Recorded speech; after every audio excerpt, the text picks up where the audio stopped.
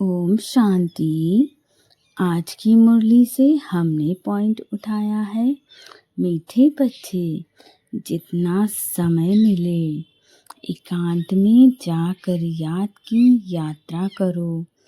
जब तुम मंजिल पर पहुंच जाएंगे तब यह यात्रा पूरी हो जाएगी। अर्थात हमें ज़्यादा से ज़्यादा समय बाबा को एकांतवासी बन कर के याद करना है। हम अपना हर कर्म करते हुए भी बाबा को याद करें, बाबा की शिक्षाओं को अपने जीवन में धारण करें। और एकांत में बैठ के बाबा को याद करने का सबसे बेस्ट टाइम क्या होता है? सुबह का अमृत वेले। उस समय कोई डिस्टर्बेंस नहीं होती है, आपको कोई कहीं से नहीं बुलाने आने वाला है, कोई आपको आके डिस्टर्ब नहीं करने वाला है, किसी काम को करने की जल्दी नहीं है, सब कुछ शांत है। और उस शांत माहौल में बड़े प्यार से बाबा को याद करो कि बाबा मैं आपके पास आ गई हूँ, अब आप मुझे शिक्षा दीजिए, अब आप मुझे देवी देवता बनने के योग्य बनाइए। मैं आपसे शिक्षा लेने के लिए तैयार हूँ, आपकी गाइडेंस के अनुसार चलने के लिए तैयार हूँ। आप जो कहेंगे, जैसा कहेंगे, सब कुछ आपके अनुसार करूँगी। जब आप सच्चे मन से बाबा को बोलेंगे तो बाबा आपकी भी सारी बातों को स्वीकारेंगे।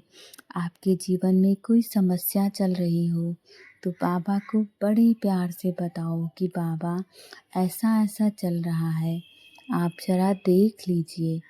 आप जैसे बाबा को कोई भी बात अमृत वेले बोलते हो तो ऐसा हो ही नहीं सकता है कि वो ना सुने, वो आपकी बात का उत्तर ना दे या आपकी समस्या का समाधान ना करे। इसीलिए अमृत वेले का समय बहुत विशेष होता है। उस समय बाबा बिल्कुल खाली होता है, क्योंकि भक्ति मार्ग के सभी बच्चे उनके सो रहे होते हैं और बाबा खाली होता है।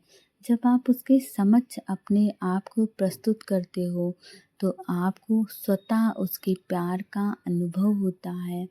आपको लगता है कि वाकई बाबा मुझे सुन रहा है, बाबा मेरी समस्याओं का समाधान दे रहा है।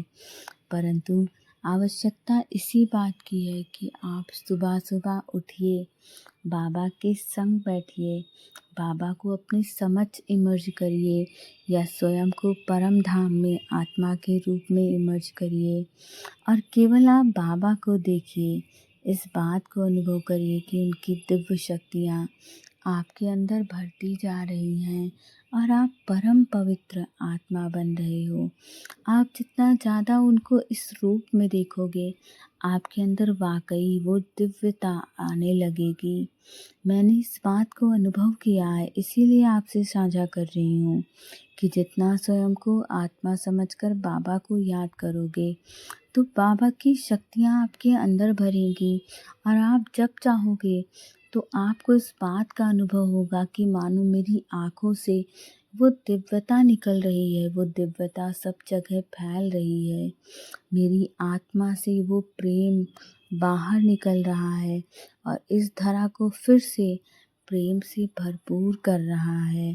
परंतु ऐसा तब होगा जब आप ज़्यादातर समय बाबा को आत्मा के रूप में देखें और स्वयं को भी, क्योंकि बहुत ज़रूरी है, जब तक आप स्वयं को आत्मा रूप नहीं देखेंगे तब तक आपके अंदर वो दिव्यता इतनी सरलता से नहीं भरेगी।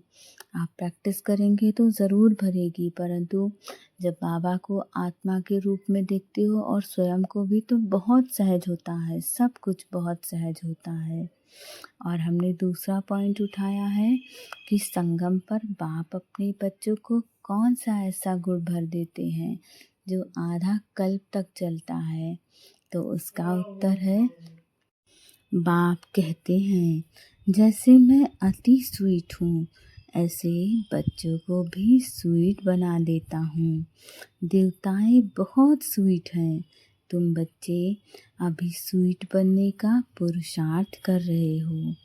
जो बच्चों का कल्याण करते हैं, उनमें कोई शैतानी ख़यालात नहीं हैं, वही स्वीट हैं, उन्हें ही उच्च पद प्राप्त होता है, उनकी ही फिर पूजा होती है। ओम शांति। यदि आपको ये वीडियो पसंद आए तो इसे लाइक, शेयर और सब्सक्राइब अवश्य करिए।